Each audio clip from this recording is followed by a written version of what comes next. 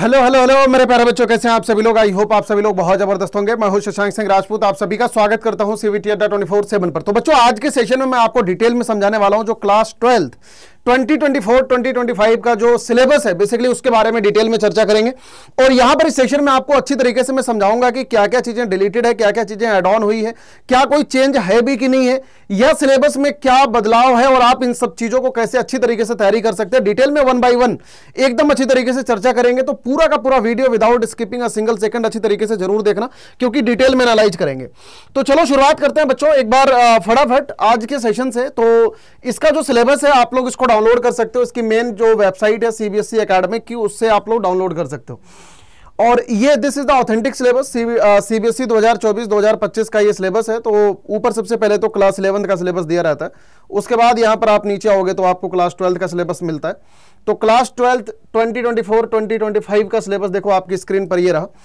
Total marks 80 marks as usual, जैसा CBSE का हमेशा ही होता है। और इसके अलावा इंटरनल असेसमेंट 20 मार्क्स, यानी कि टोटल मिला के 100 नंबर का ये पेपर होता है।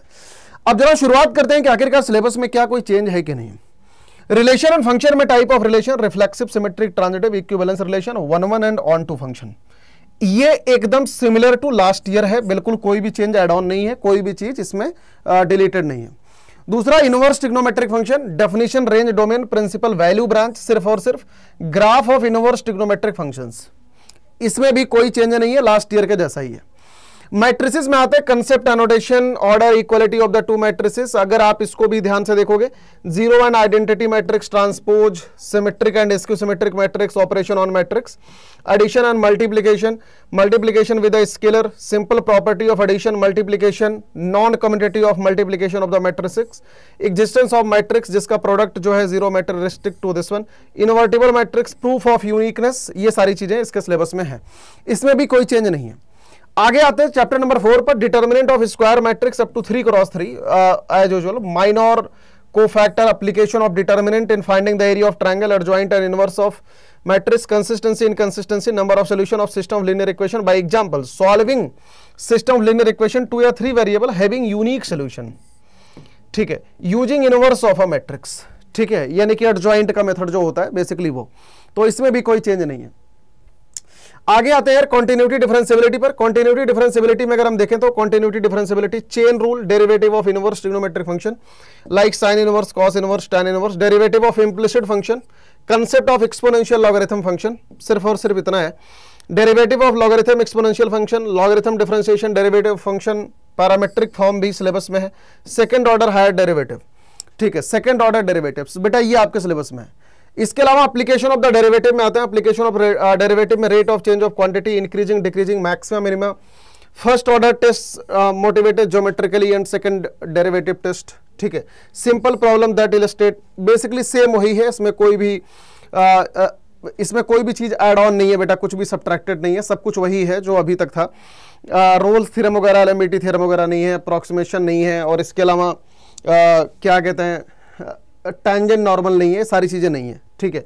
तो बेसिक सा सिलेबस है जो लास्ट ईयर था।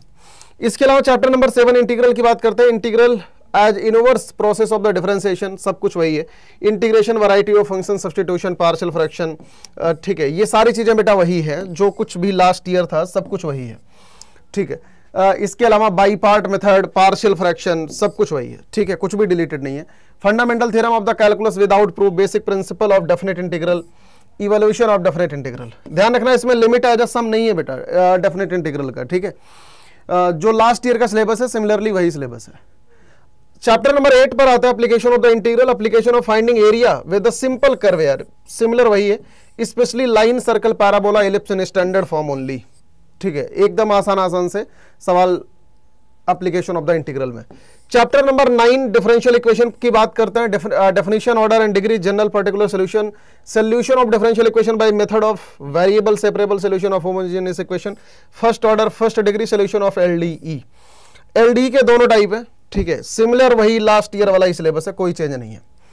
वेक्टर एंड 3D ज्योमेट्री में सबसे पहले वेक्टर की बात करते हैं। Vector, scalar, magnitude, direction of the vector, direction, cosine, direction, ratio, type of vector, equal, zero, ये सारे के सारे टाइप ऑफ वेक्टर है। Position vector of a point, negative of a vector, component, addition, multiplication of a vector, ठीक है।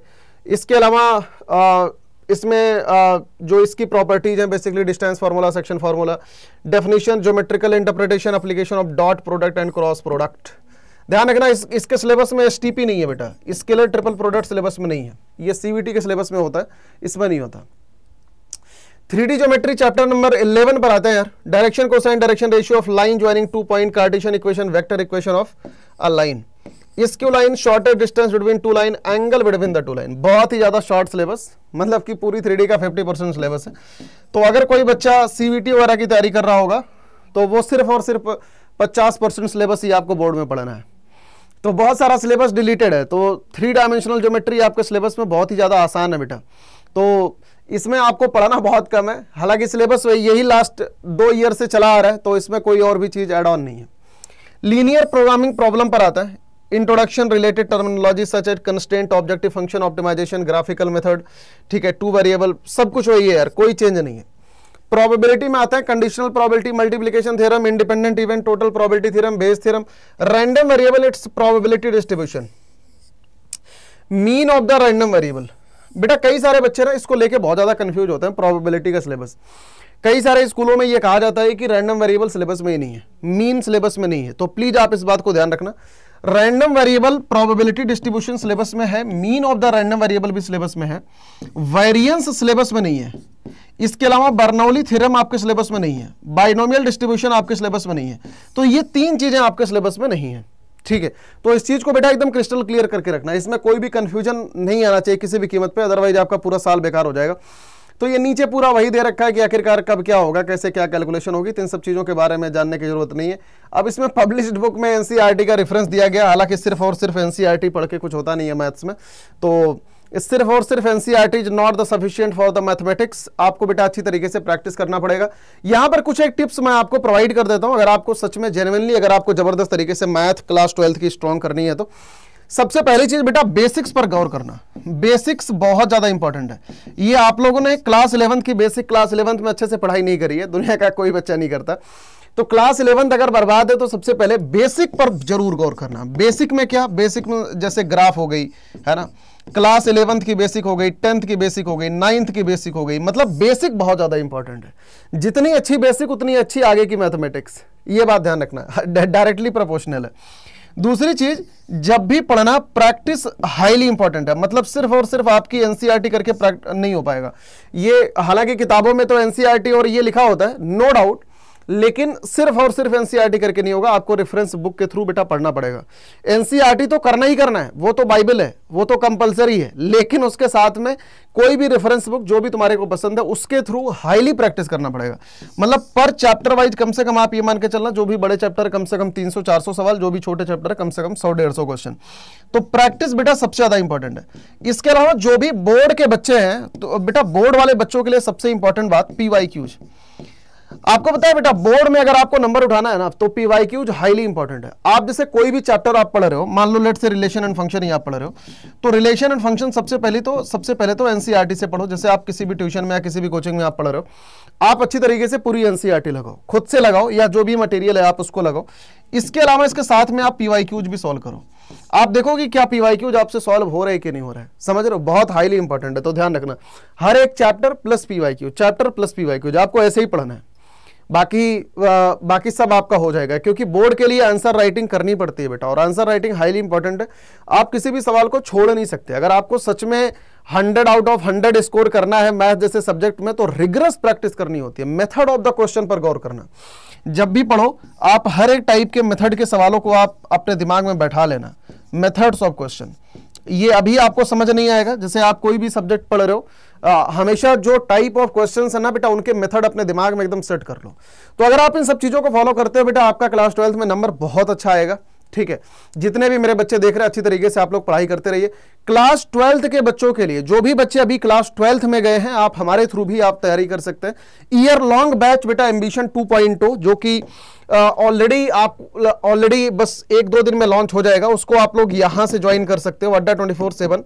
जैसे आप यहां पर आओगे, मैं एक बार आपको समझा देता हूं, अगर इनकेस कोई भी बच्चा मेरे से पर्टिकुलरली मैथ पढ़ना चाहता है तो ठीक है, तो आपको करना क्या है, यहां पर ऑल कोर्सेज में आओगे। ऑल कोर्सेज में CUET, UG, PG entrance examination, CUET UG पर आओ, सीवीटी महापैक, कोई भी बच्चा बेटा अगर आप अब एनरोल कर रहे हो ना, तो आप हमेशा महापैक में ही एनरोल करना, क्योंकि महापैक में आपको आगे आने वाले सारे बैचेज का एक्सेस दिया जाता है। मतलब अगर हम आगे आने वाले टाइम पे अड्डा 24/7 के 20 बैच लॉन्च करेंगे तो 20 बैचेज का एक्सेस महापैक में होता है। तो आप एक एक चीज को 10-10, 20-20 बार आप पढ़ सकते हो, सारे बैचेज में आप पढ़ सकते हो। तो ये सबसे बड़ा बेनिफिट है।